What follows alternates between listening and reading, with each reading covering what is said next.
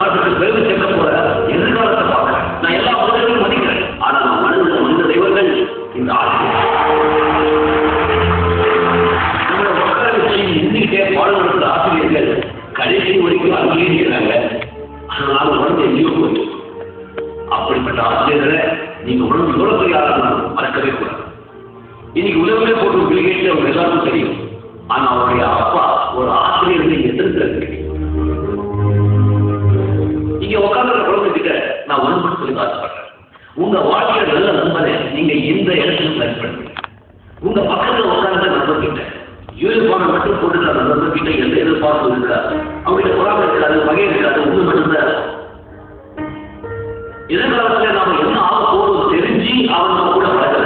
அவன் தான் நாம எவ்வளவு பெரிய ஆளானாலும் நம்ம தக்க சுட்டி காட்டுவோம். இது என்ன நம்ம கிட்ட சொல்லும் போது எனக்கு சின்ன வயசு ஞாபகம். இப்போ உங்களுக்கு எல்லாம் போட்டு நல்லா கருத்து இருக்கு, நல்ல சாப்பாடு இருக்கு, தேவையான பாடப்புத்தகம் கிடைக்குது. ஆனா இது எதுவுமே கிடைக்காத ஒரு அசோக்குமார் உங்களால் பேச்சு பார்க்க முடியும். அன்னைக்கு நான் ஒரு வருஷம் பரம ஏழையான ராஜகுமாரிக்கு மலர்ந்தா இந்த அசோக்குமார் ட்ரெஸ் வாங்க வசதி இல்லாம ஒடுக்கப்பட்ட சட்டையோட முட்டிக்கு கீழே கேள்வி கொண்டுகிட்டு தௌசண்ட் கூட்டுக்கிட்டு ஸ்கூலுக்கு போன அசோக்குமார் நான் தான். குறைவாக வழி இல்லாம மனிதர் விளையாட இருக்க வாழைகளை வெட்டி தலைமையில வச்சுட்டு பள்ளிக்கூடத்துக்கு போன அசோகதா இந்த அசோக்குமார். ஒவ்வொரு மனுஷனுடைய வாழ்க்கையிலையும் அவன் வாழ்வுல உயர்வுக்கு உந்துவதால் ஒரு மனுஷன் இருக்கும். எனக்கும் அப்படி ஒரு நண்பன் இருந்தான். சிவப்பு கற்கள் போன்ற என் ஆளுநர் நண்பன்.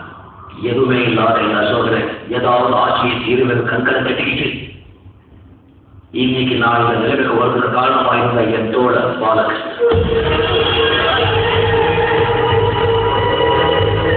என் உயிருக்கும் உயிரான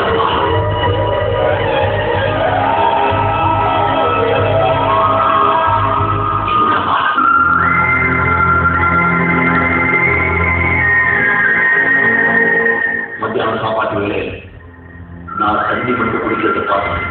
தன் திரும்பாட்டு நீட்டி எனக்கு சூழல் போட்ட அவன் அப்பாவுக்கு தெரியாத கொண்டு வர படத்துல நாங்கள் டூரிங் பேக்கேஜ் மண்டல உட்காந்து எவ்வளவோ சினிமா பார்த்துருக்கோம்.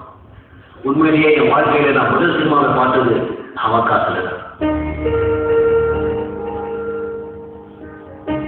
என் கடவுளுக்கு ரொம்ப பிடிக்கும் ஆசையா வாங்கிடுவான்.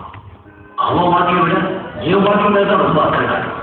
நான் வளர்ந்து வெளியால வரணும்னு ரொம்ப விரும்புறேன். அவன் அப்பா இல்லாத நேரத்துல எந்த இடத்துல உட்கார வச்சு என் முடிய வெட்டி என்னை அனுமதித்து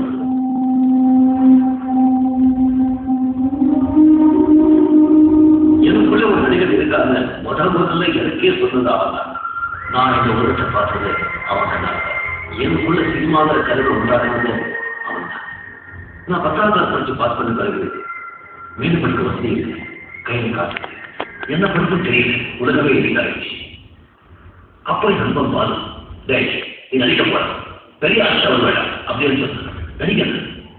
நான் எப்படிடா அப்படின்னு கேட்டேன். நீ ஸ்கூல்ல குடிச்சத டிராமா போட்டு போது வெளியோட கேரக்டர் பண்ணிக்கிறேன். அப்ப எல்லாரும் வந்து பாராட்டுறாங்க. அது ஒரு நடிப்பை மட்டும் பார்த்து பாராட்டுறா, உன் ஸ்டைலையும் பார்த்து பாராட்டுறாங்க. நீ பெரிய நடிகர், நீ மட்டும் போ அப்படின்னு சொல்லி அவன் காதல் இருந்த 2 கடுக்கதையும் வித்து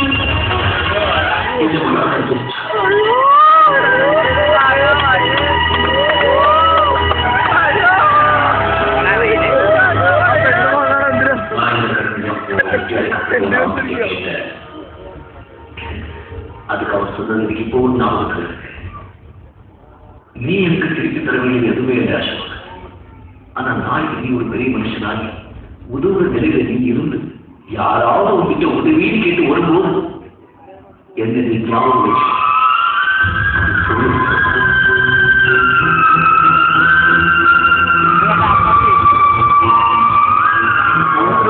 அவசரங்களெல்லாம் உண்டாக்கணும்.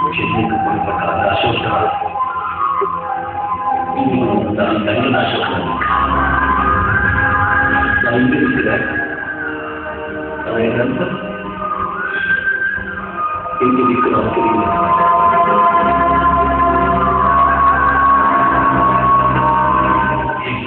மச்சம்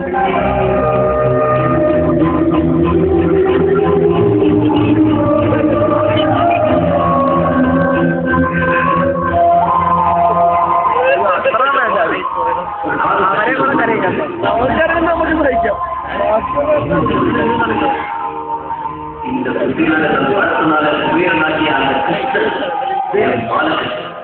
चिकन भी नहीं मिलती काला की किधर बच्चा अरे अम्मा நான் இன்னைக்கு ஒரு நல்ல நிலைமையில இருக்கும்போது என் பக்கத்துல நீ இல்லையே வேதனை ஒரு நிமிஷம் போச்சுக்கிறேன். பெரியவங்க மாத்தா பிதா குரு தெளிவன் அவங்க ஏன் நண்பர்கள் இருக்காங்க? என்னை பொறுத்த வரைக்கும் மாதா பிதா குரு நல்ல நண்பர்.